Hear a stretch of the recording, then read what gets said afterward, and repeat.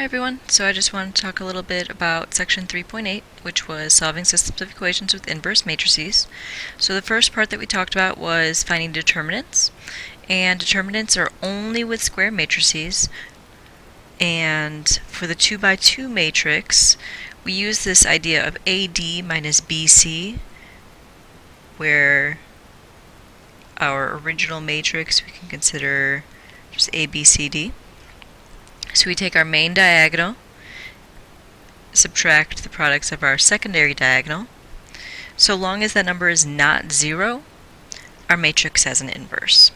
So if I take a look at this matrix right here, I have negative 1 times 4, which is negative 4, minus my other diagonal, which is negative 1 times 1, so negative 1.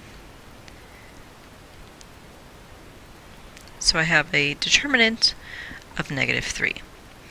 Now where I use this is when I'm actually finding the inverse of a matrix, the first part of it is 1 over my determinant. So whatever I get for my determinant goes in the denominator with 1 as the numerator.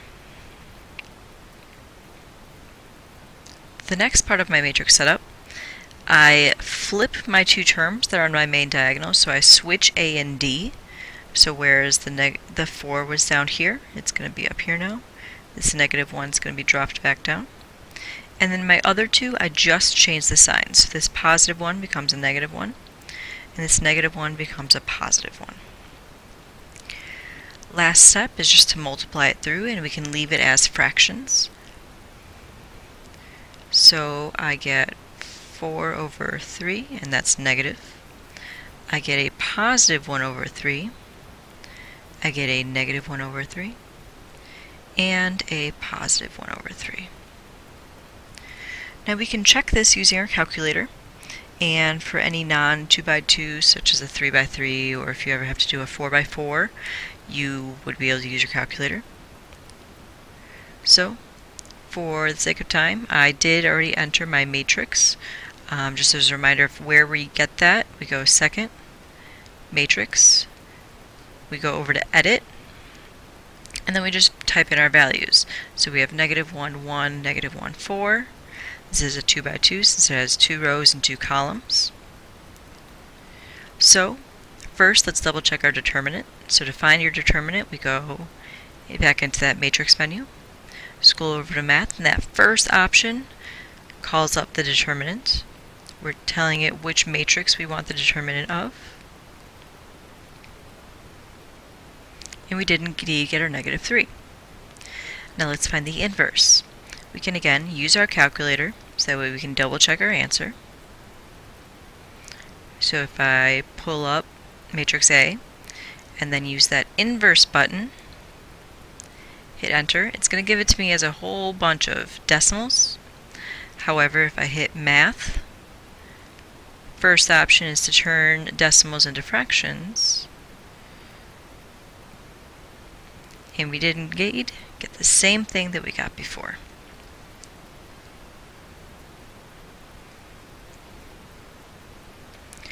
Now, we use this idea of inverses to set up matrix equations to solve systems of equations.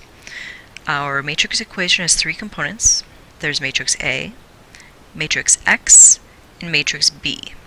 The only ones you have to worry about entering are A and B. X is just your variables. So A is your matrix of coefficients.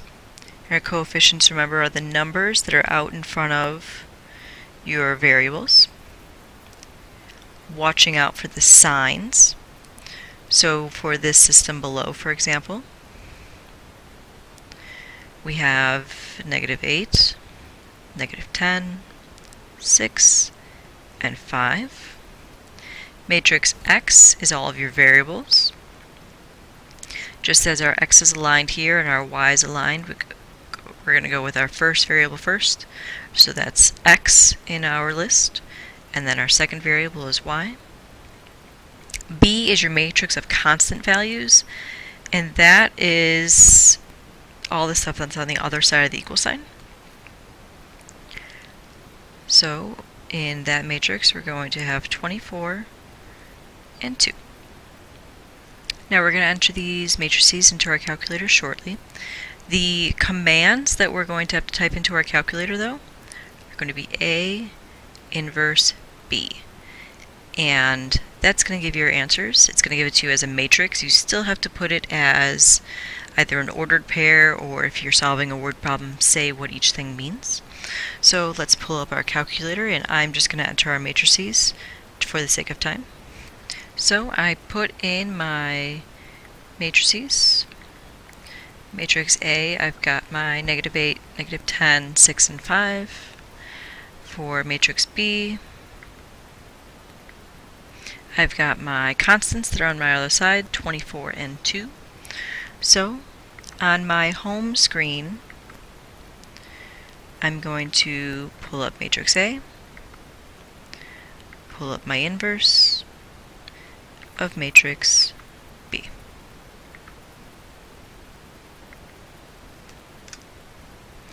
That gets me an answer of 7, -8. That means my x value is 7, my y value is -8.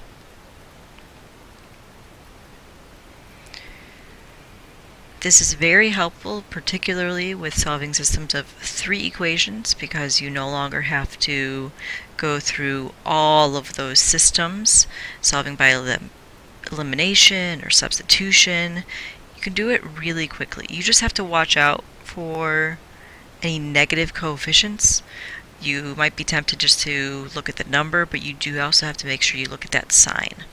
And if you solve the system using any other method, you should also get 7, -8. So let's just take a look at how we might set up problems from word problems. So we've got a store that sold 32 pairs of jeans totaling $1,050. Brand A sold for $30 a pair, and brand B sold for $35 a pair. How much of each brand was sold? So I'm just going to set up the system, and then we're going to translate it to the matrix, and then you're going to do that same thing with that A inverse B. So, well, I've got stuff dealing with money, so all of my money equations are going to have to go together.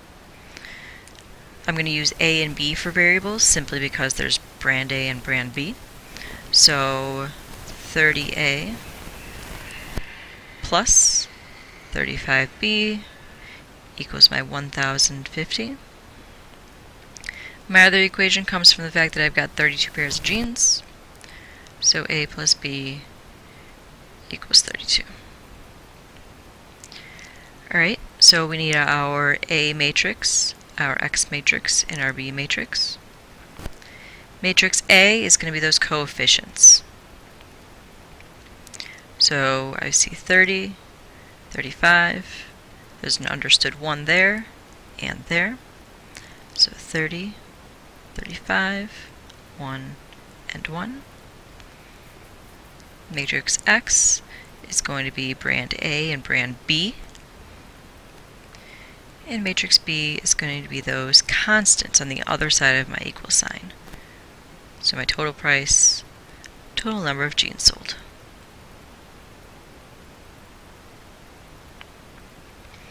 Again, we would type in A inverse B, and we would get our answer a lot quicker than it would take to, say, multiply this bottom equation by -30, and if we don't have a calculator, that's a bummer. So it's just a good, quick, easy way to solve systems. If we look at a system with 3 equations, for example, this one about a pizza shop's prices. So let's look at each equation and see what we can gather from the sentences. So I see 2 small pizzas, so let's go with 2p, plus a liter of pop, 1 liter, plus a salad, costs 14. 1 small pizza, a liter of pop, and 3 salads, costs 15. And 3 small pizzas and a liter of pop costs 16.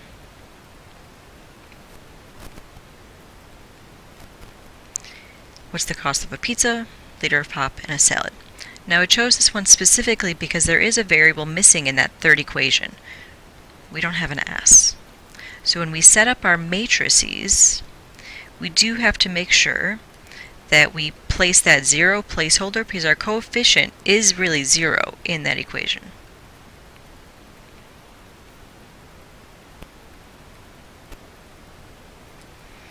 So I'm going to make sure I go in the same order for all of them. So let's go pizza, liters of pop, and salad.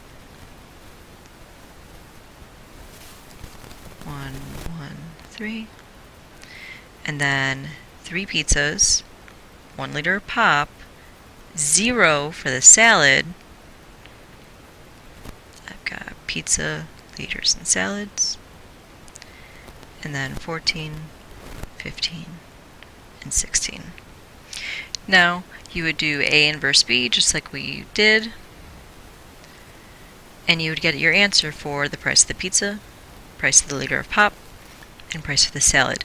Now do make sure if you have equations where you're quote-unquote missing a variable that you do put that 0 placeholder, because that coefficient of the salads, for example, in that third equation is 0. We didn't buy any salads, and we ended up with the cost of $16. So just do be careful, make sure all of your variables align, and make sure that you don't miss any negatives.